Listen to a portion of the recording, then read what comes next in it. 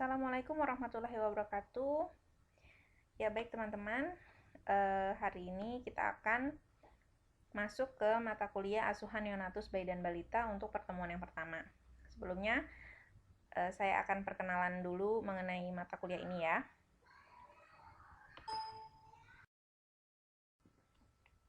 Baik, mata kuliah asuhan neonatus bayi dan balita ini ada yang di semester 4, jumlah SKS-nya 4 SKS teman-teman, 2T dan 2P. Jadi ada prakteknya nanti ya. Nanti yang mengajar adalah saya, Ikada, dengan juga Ibu Putri Handayani nanti. Baik, untuk deskripsi mata kuliah ini sendiri, jadi diharapkan nantinya mata kuliah ini memberikan kemampuan pada mahasiswa untuk melakukan asuhan pada bayi baru lahir, bayi dan juga balita. Kita fokusnya untuk preventif dan juga promotif ya teman-teman, bukan ke arah kuratif. Jadi nanti kita akan juga melakukan anamnesa, pemeriksaan fisik, seperti biasa merumuskan diagnosa, merencanakan asuhan, mengimplementasikan rencana kita, dan juga nantinya ada evaluasi. Serta di sini juga nantinya kita akan mempelajari tentang imunisasi, dukungan orang tua, kunjungan rumah, penanganan awal kegawat daruratan, rujukan yang sesuai dengan kode etik profesi dan juga budaya yang berlaku.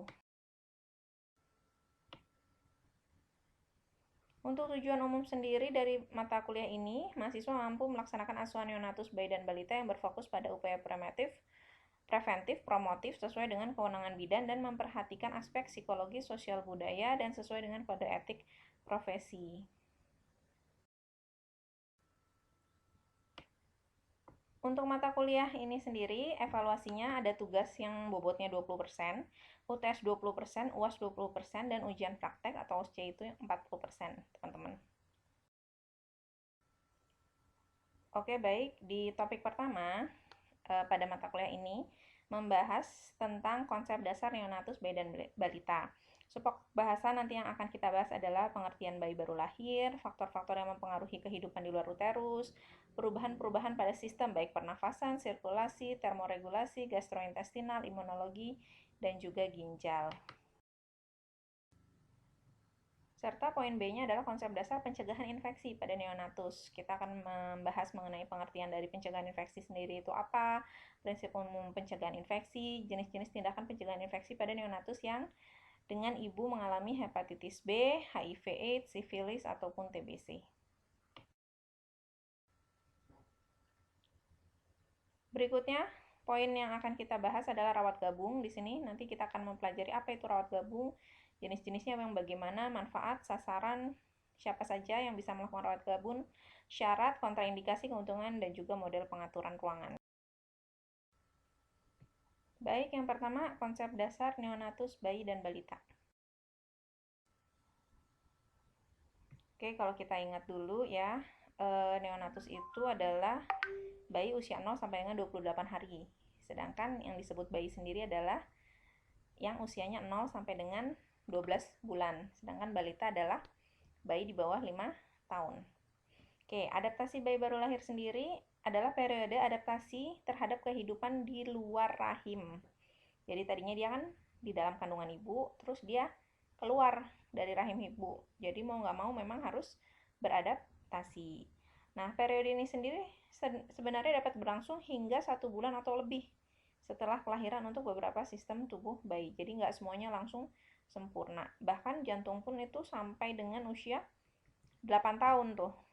Di salah satu referensi menyebutkan akan akhirnya mapan hitungannya gitu ya. Transisi yang paling nyata dan cepat terjadi pada sistem pernafasan dan juga sirkulasi. Sistem kemampuan mengatur suhu dan kemampuannya untuk mengambil dan menggunakan glukosa. Nah, ini adalah faktor-faktor yang mempengaruhi kehidupan di luar uterus. Apa aja sih yang mempengaruhi kehidupan bayi di luar rahim ibu? Riwayat antepartum yang pertama di sini. Contohnya, jika ada zat toksik atau racun gitu ya selama kehamilannya. Misalkan ibu terpapar radiasi atau ibu terpapar polusi yang berat. Juga sikap ibu terhadap kehamilannya dan pengalaman pengasuhan bayi selama dalam kandungan. Antepartum kan artinya berarti sebelum bersalin. Sikap ibu gimana? Atau ibu menjaga atau tidak selama dalam kehamilan gitu ya. Untuk riwayat intrapartum sendiri, bagaimana proses persalinannya? Persalinannya lamakah? Menggunakan analgesik atau anestesi kah? Atau persalinannya secara spontan atau melalui operasi seksio sesarea ya? Atau dia butuh bantuan alat menggunakan vakum atau forceps. Jadi itu juga mempengaruhi. Nah, ini ada perubahan sistem pernafasan, teman-teman. Yang pertama adalah perkembangan paru. Jadi kalau kita tahu, paru kan terdiri dari cabang-cabang ya. Dia kan dari alveolus-alveolus berkumpul. Proses ini berlanjut hingga sekitar usia 8 tahun, tadi seperti yang saya sebut, ketika jumlah bronkol dan alveolus sepenuhnya berkembang. Ketidakmatangan paru terutama akan mempengaruhi peluang kelangsungan hidup bayi baru lahir sebelum usia 24 minggu. Baik, awal timbulnya pernafasan itu ada hipoksia ya, atau kesulitan bernafas pada akhir persalinan, dan juga adanya rangsangan fisik di luar lingkungan rahim yang merangsang pusat pernafasan di otak untuk ayo yuk kita bernafas gitu ya. Juga ada tekanan dalam dada yang terjadi melalui pengempisan paru selama persalinan, merangsang masuknya udara ke dalam paru secara mekanik dan merangsang akhirnya terjadi pernafasan. Baik, di sini perubahan pada sistem sirkulasi. Jadi setelah lahir, darah bayi baru lahir harus melewati paru-paru untuk mengambil oksigen dan mengadakan sirkulasi untuk mengantar oksigen ke seluruh jaringan tubuh. Jadi untuk menyelenggarakan sirkulasi terbaik di kehidupan di luar rahim harus terjadi 2 poin, teman-teman. Ingat, penutupan foramen ovale jantung, penutupan ductus arteriosus antara arteri dan juga arteri paru dan juga aorta. Jadi kalau teman-teman tahu, biasanya janin-janin yang mempunyai masalah pada jantung, kebanyakan adalah foramen ovale pada jantungnya itu tidak menutup, karena kalau yang normalnya terjadi saat bayi lahir, nanti foramen ovale akan menutup dengan sendirinya gitu. Sedangkan pada beberapa bayi yang mengalami kelainan, nah ini foramen ovale pada jantungnya tidak menutup secara sempurna. Baik, untuk sistem termoregulasi, ini biasanya bayi baru lahir belum dapat mengatur suhu dengan baik, jadi timbullah stres gitu ya. Terus saat masuk ruang bersalin, nggak heran kalau sekarang itu kebanyakan kamar-kamar bersalin memakai minimal kipas angin lalu AC gitu ya. Jadi dia yang tadinya nyaman si bayi di dalam rahimnya ibu keluar tiba-tiba dingin gitu ya. Jadi wajar kalau misalkan dia menangis. Tuh. Terus ada timbul stres, kedinginan. Begitu juga dengan adanya suhu dingin menyebabkan air ketuban mudah untuk menguap. Nah, untuk sistem termoregulasi ini sendiri, kita kenal yang namanya lemak coklat, teman-teman. Lemak coklat itu terdapat di seluruh tubuh bayi, biasanya di bagian lipatan-lipatan ya, di tengkuk, terusnya di lipatan ketiak gitu ya. Itu fungsinya untuk cadangan makanan dalam dirinya dia juga gitu. Jadi lemak coklat itu tidak bisa diproduksi ulang oleh bayi karena sudah ada dari awal. Dia akan habis dalam waktu singkat apabila bayinya stres dingin maksudnya apa? Terpapar udara dingin. Jadi dia kan belum makan belum minum nih di awal bayi, jadi dia akan memakai cadangan lemaknya untuk mengatur suhunya tuh. Jadi saat dia semakin sering terpapar oleh suhu dingin, ya semakin cepat si cadangan lemak coklat itu dipakai. Nah, di sini ada tulisan semakin lama usia kehamilan maka persediaan lemak coklat akan semakin banyak. Bayi lahir yang mengalami hipotermia atau suhunya di bawah normal biasanya akan mengalami hipoksia. Hipoksia berarti apa? Kekurangan oksigen, sehingga akan menggunakan persediaan glikogen dalam jam pertama kehidupannya. Baik teman-teman, untuk mekanisme kehilangan panas sendiri itu ada 4. Konduksi, yang pertama itu melalui kontak langsung antara tubuh bayi dengan permukaan yang dingin. Contoh, bayi langsung ditaruh di timbangan tanpa alas. Konveksi, bayi terpapar udara yang lebih dingin, misalnya melalui kipas angin, hembusan udara atau AC. Taruhlah dia ditaruh di ruangan yang ber-AC atau memakai kipas. Setelah itu adalah radiasi, ketika bayi ditempatkan di dekat benda-benda yang mempunyai suhu lebih rendah daripada bayi, walaupun tidak bersentuhan secara langsung. Contoh, dia didekatkan dengan kulkas yang sedang terbuka, salah satu contohnya. Lalu evaporasi, penguapan cairan ketuban pada permukaan tubuh, karena bayi tidak langsung dikeringkan, jadi menguap evaporasi itu. Gambarnya ada di slide berikutnya ya.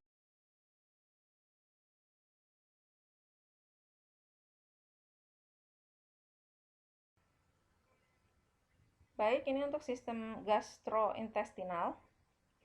Jadi sebelum lahir, janin cukup bulan akan mulai menghisap dan menelan. Jadi mereka sudah belajar di dalam kandungan, sudah mulai tuh menghisap jempolnya sendiri gitu ya. Walaupun sebenarnya dia belum makan gitu, karena dia masih makan dan minum melalui tali pusat. Lalu refleks gumoh dan batuk sudah mulai terbentuk saat lahir. Makanya kan suka ada bayi yang batuk, terus kalau kita susuin dia akan gumoh.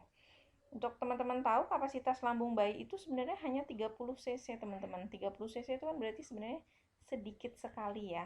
Jadi sebenarnya kalau misalkan di awal bayi juga belum bisa menyusu, hari pertama banget nih ya, itu dia masih sebenarnya aman, karena sebenarnya dia masih punya cadangan lemak coklat 3 kali 24 jam biasanya kalau dia tidak terpapar udara panas yang berlebihan gitu ya. Jadi sebenarnya dia juga nggak perlu harus langsung dikasih susu formula karena ASI ibunya nggak keluar, karena kita tahu udah belajar sebelumnya di mata kuliah Askep Nifas kalau ASI itu terjadi akibat ada supply by demand. Jadi di mana ada kebutuhan, disitulah dia akan diproduksi.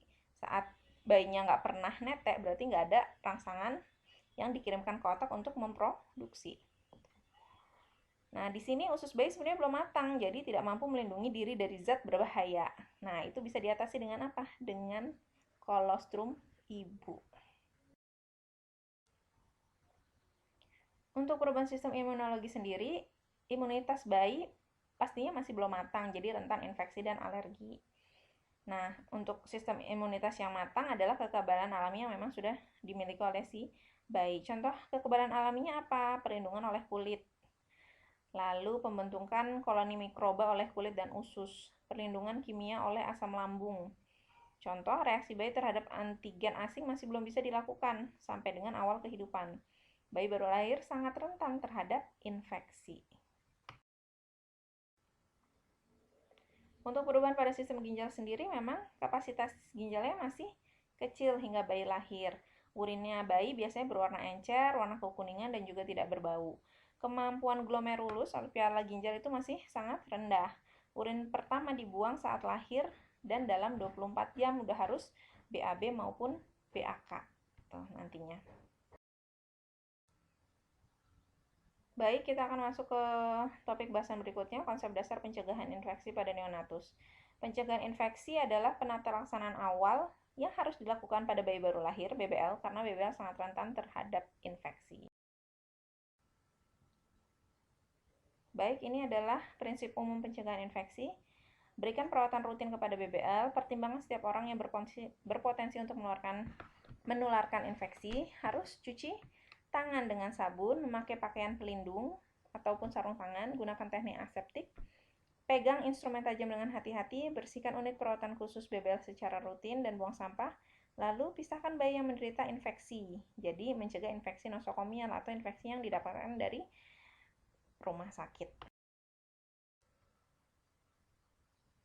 Baik, tindakan umum untuk pencegahan infeksi adalah mencuci tangan sebelum kontak dengan bayi dengan 6 langkah ya minimal, lalu memakai sarung tangan saat menangani bayi yang belum dimandikan. Jadi kalau misalkan dia baru lahir, kita tunggu 6 jam kemudian baru kita memandikan. Nah, kita sebaiknya memakai sarung tangan karena di situ kan masih banyak cairan tubuh yang berasal dari ibu.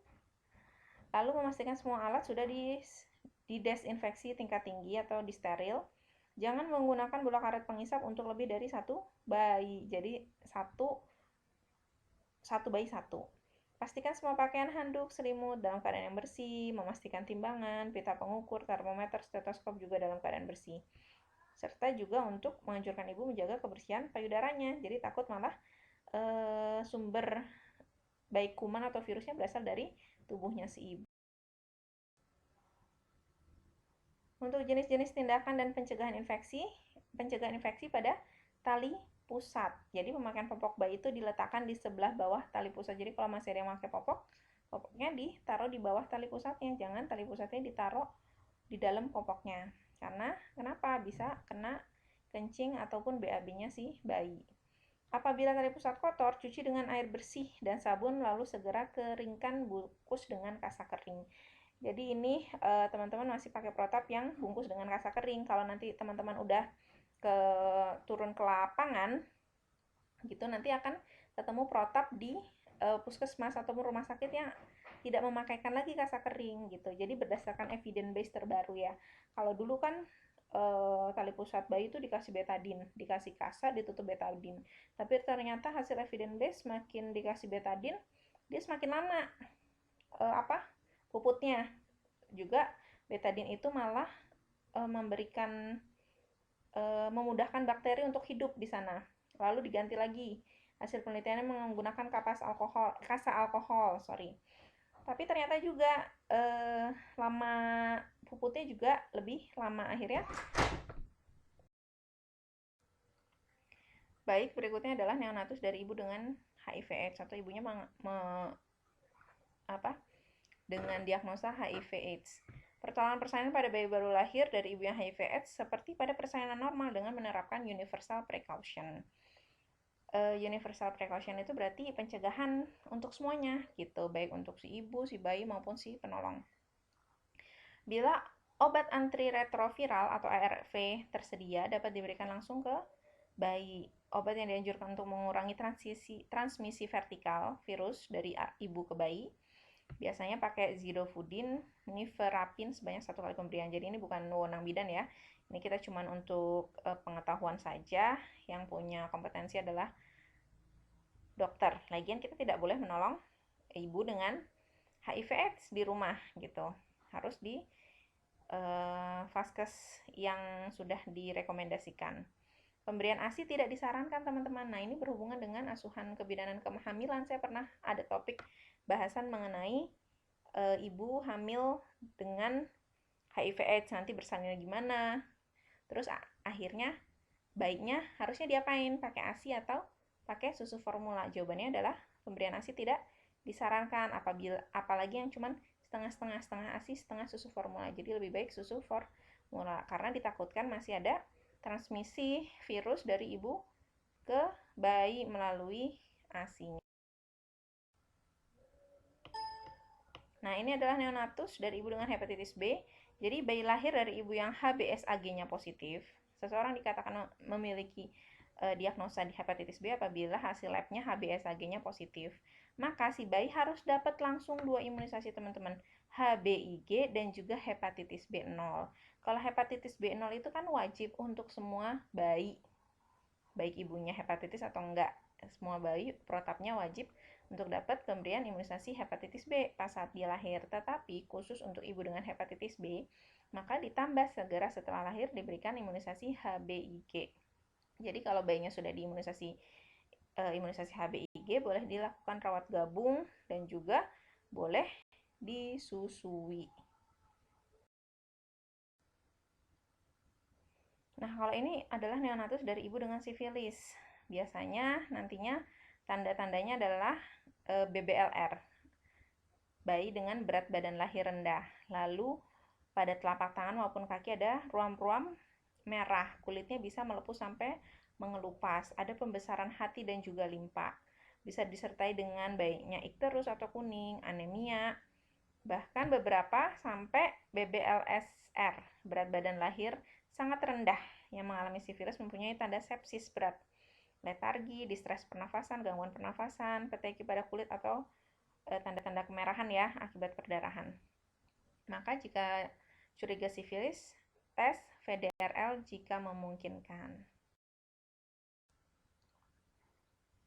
Baik, nantinya kalau misalkan ada bayi baru lahir tanpa gejala sifilis, tapi dia ibunya dinyatakan positif sifilis, maka kita bisa berikan benzatin benzil penisilin, tapi itu juga atas rekomendasi dari dokter.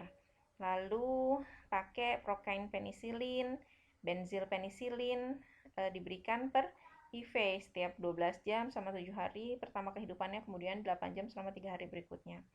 Nah, obati juga ibu dan juga pasangannya, maksudnya suaminya ya. Baik untuk neonatus dari ibu yang mengalami TBC, tuberkulosis ya, yakinkan bahwa ibu aman memberikan ASI-nya. Jangan vaksin BCG saat lahir karena harus dicek dulu bayinya terpapar TBC atau tidak. Kalau sudah terpapar sudah tidak diperlukan lagi vaksin BCG gitu ya. Kecuali ternyata hasilnya negatif, mantuk teksnya negatif, berarti kita bisa berikan vaksin BCG. Lalu beri isoniazid profilaktik per oral 1 kali. Pada umur 6 minggu evaluasi kembali bayi, perhatikan pertambahan berat badannya. Jika mungkin dilakukan pemeriksaan ronsen toraks.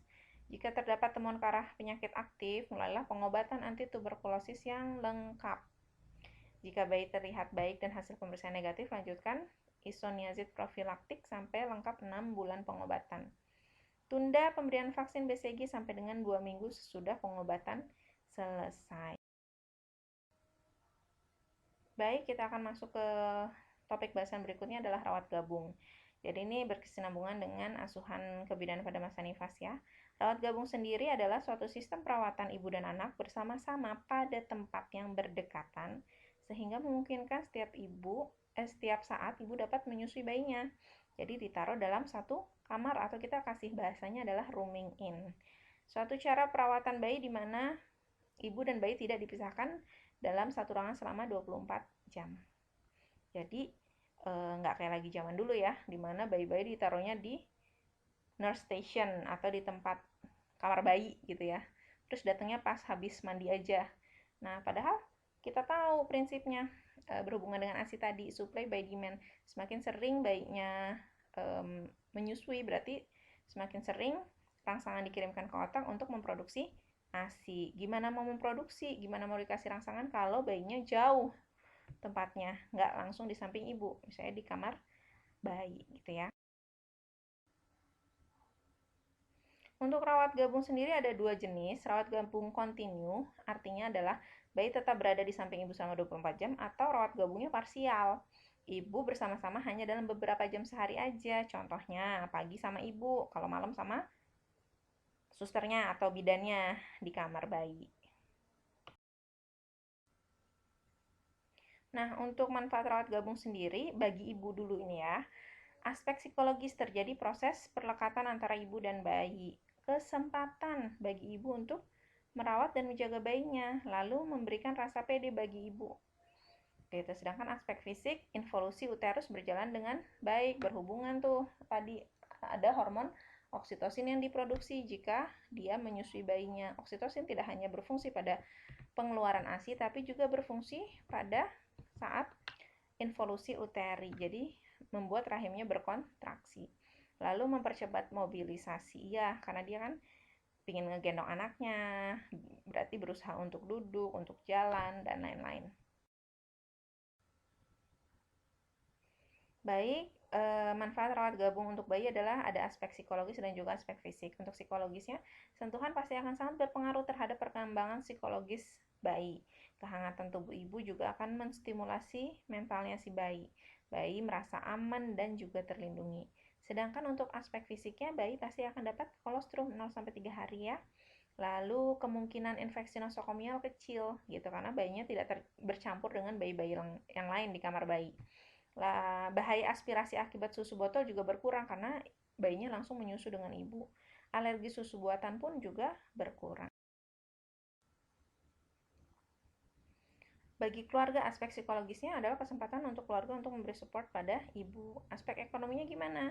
Lama perawatannya lebih pendek, ibu lebih cepat pulih. Bagi petugas gimana?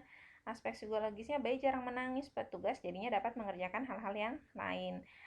Aspek fisik juga bagi pekerja, bagi bidan ataupun perawat, pekerjaan petugas jadinya berkurang. Untuk sasaran rawat gabung adalah bayi yang lahirnya secara spontan. Jika lahir dengan tindakan, tunggu dulu bayinya stabil. Contoh sesar, boleh nggak rawat gabung? Boleh, tunggu bayinya stabil.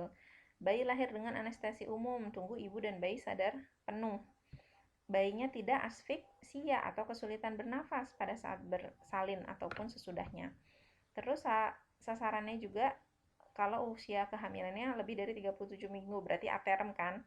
Kalau misalkan yang preterm mungkin kan dia butuh penanganan khusus. BB-nya minimal 2000 sampai 2500 gram. Tidak ada tanda-tanda infeksi pada saat persalinan dan juga ibu dan bayi sehat.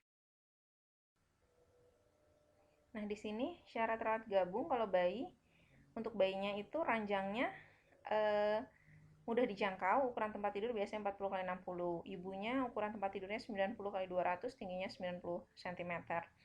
Ruangannya ukuran ruangannya satu tempat tidur 1,5 x 3 meter.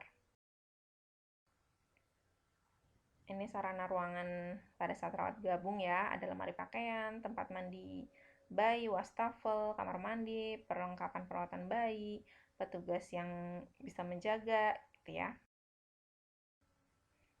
Nah, baik, sekarang kita akan membahas kontraindikasi rawat gabung. Siapa sih yang nggak boleh melakukan rawat gabung? Contoh, ibu dengan penyakit jantung tingkat 3, seperti yang sudah kita pelajari kan, jantung itu ada tingkat 1, tingkat 2, dan tingkat 3 saat akhir kehamilan. Lalu ibu pasca eklamsi, teman-teman, berarti ibunya pasca kejang. Kira-kira bisa nggak itu ngurusin bayinya? Pastinya belum bisa. Ibu dengan infeksi akut, TBC, hepatitis, HIV, sitomegalovirus, herpes simplex, kalau dianya dalam kondisi yang kurang baik ya. Lalu ada bayi kejang, bayi dengan sakit jantung, bayi dengan cacat bawaan yang tidak bisa menyusu, kemungkinan besar sulit untuk dilakukan rawat gabung. Nah, di sini ada keuntungan dari rawat gabung sendiri, pastinya menggalakkan ASI. Lalu kontak emosi lebih erat dan lebih dini antara ibu dan bayi. Ibu dapat segera melaporkan keadaan bayi apabila ada sesuatu hal yang aneh. Serta ibu dapat belajar merawat bayi, mengurangi ketergantungan ibu dengan para bidan, membuat ibu merasa pede saat merawat bayinya, serta mengurangi beban perawatan. Ini kalau kita lihat dari keuntungan-keuntungan ya teman-teman. Tapi kalau kita udah lihat postpartum blues, pasti ada juga ya jadi kontraindikasi dari sini. Semoga paham ya maksud saya kan. Di sini kan terkesannya oh ibu dapat belajar, ibu dapat ini. Memang memudahkan sih bagi ibu-ibu yang hitungannya nggak kena postpartum blues. Tapi kalau dia dari awal udah kena postpartum blues gitu ya, taruhlah di rumah sakit dia masih terima, tapi kalau di rumah 3 hari kemudian dia merasa malah terganggu dengan kehadiran bayinya, mungkin aja itu terjadi kan. Baik, untuk kerugian rawat gabung sendiri, ibunya kurang istirahat. Karena kan bayinya dikit-dikit nangis mungkin ya. Bayi dapat infeksi dari pengunjung. Ada kemungkinan itu. Lalu ada hambatan teknik atau fasilitas yang tidak memfasilitasi rawat gabung. Untuk model pengaturan ruangan sendiri, satu kamar antara ibu dan anak, tempat tidur bayi bersebelahan dengan tempat tidur ibu nih, maksudnya bersebelahan dengan tempat tidur bayi, tempat tidur yang memudahkan ibu untuk mengambil bayinya tanpa meninggalkan tempat tidurnya. Baik, sekian dari saya untuk pertemuan pertama, semoga bermanfaat. Silahkan dibuka referensi yang lainnya untuk tambahan ya teman-teman.